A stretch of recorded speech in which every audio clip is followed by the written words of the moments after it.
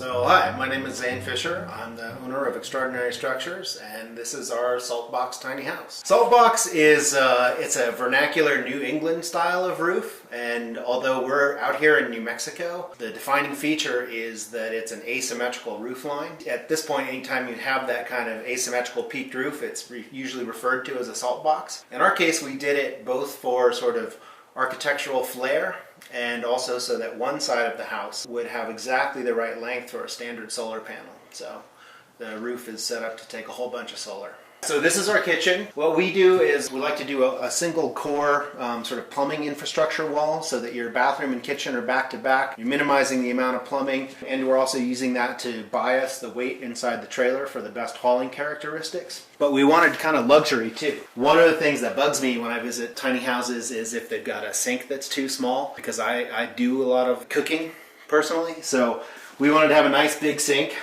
So this is bigger than you're going to have in some apartments. And then we have a sort of a diverse cooking ecosystem here, from a convection toaster oven to a 2-burner induction. But you could outfit this with a larger refrigerator and more of a standard stove and oven. But these are the options that we chose for this one. And we used a single piece stainless steel unit here. This fridge is a drawer. There's a drawer situation right here. So it just fits right into the counter. It's small, but it's very efficient. Lots of drawers, lots of storage. In fact, I sometimes think there's too much storage in this place. I think it's adaptable to any person's particular sort of needs, and you can really make it home. So the bathroom is, it's bound to be small, right? It's in a tiny house like this, but we wanted a different characteristic. We have sort of a Scandinavian wood cabin style interior going on, and we wanted to sort of, create a whole different environment. So we've got this bright white acrylic in here, which gives you a sort of a modern flair, but that's tempered with the same mesquite floors, and then this deep cedar Japanese ofuro style soaking tub. My partner Catherine built this as a little piece of luxury in a small room. So a bit of luxury and some brightness helps to make a small bathroom a lot more livable. This is a composting unit here, Swedish style. Yeah, this unit doesn't currently have holding tanks on it right now. So what you would do is either tie it into a septic, or depending on your location, use a gray water system or add a tank. If, for example, like this unit will end up spending its life probably in New Mexico. You can do gray water, but your kitchen water is considered black water. So what we have pre-installed on the kitchen sink is a valve.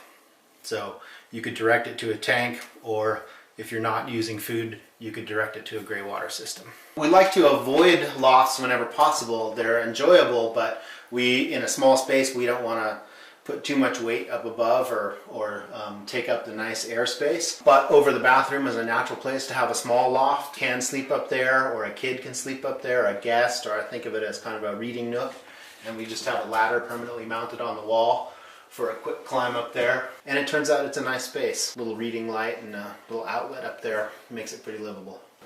The primary bed, we're using a horizontal Murphy or a wall bed system. So it just comes down right here. So what we do is we move this little fold-up rocker out of the way, and our furniture actually rolls, so we can move it to the side. All right. Just bring it out here, and this guy is what actually ends up supporting your bed, so that they're not in your way when you get out of bed in the middle of the night. You don't end up kicking the furniture here. You've got a little reading light, outlets at bed height, then you're right next to the window. So for me, this is more enjoyable than a loft. What we do here at Extraordinary Structures is a panelized construction system. We do a computer model of anything that we're going to build. We break it into component sections, and then we use a CNC router or an automated system to carve out those panels in precise shapes and lock them together, kind of like Legos for big kids or something like that. So in this unit you can see the joints here, where each 2-foot wide panel connects to the next one. So once we've designed a structure, it actually assembles quite quickly. This little stove, it was invented for marine applications out of the Seattle area. So for fishing crews going out early who want to warm up, and it's a super efficient burn, in a very small package. So that's why we like this stove. It's really in here as kind of showing off that there's room for luxury even in a small space. Primary heating and cooling in this unit is done with a mini split, so you don't actually need heat, but it's pretty nice, especially in the winter. Get back from a day of skiing or snowshoeing or just hard work and be able to light up a little fire. Kind of adds that something special that makes you feel like tiny house living is a luxury rather than something that you're giving something up for. Is there anything you wish you would have done differently with this build? There are some small things, just in the ways we've configured some of the drawers. So I think we've changed some ideas about that. We've learned some lessons about how to run infrastructure in the most optimal ways, especially if we're not building the whole unit for someone, or if we're providing a shell, which is something that we do. How to make sure that it can work really well for electrical and plumbing trades. Part of that is the tiny configuration, and part of that is using a panelized construction system like we do. Overall, I think we're pretty happy. You know, we've got other floor plans that we're working on that are different, but this one has a lot of versatility in it for us. Where do you see the future of this? Do you see this as something that is going to be progressing for many years to come, or do you see this as something where it's going to be a niche, small market that's always been there, but now they're starting to become more aligned with the thought process of the tiny home living?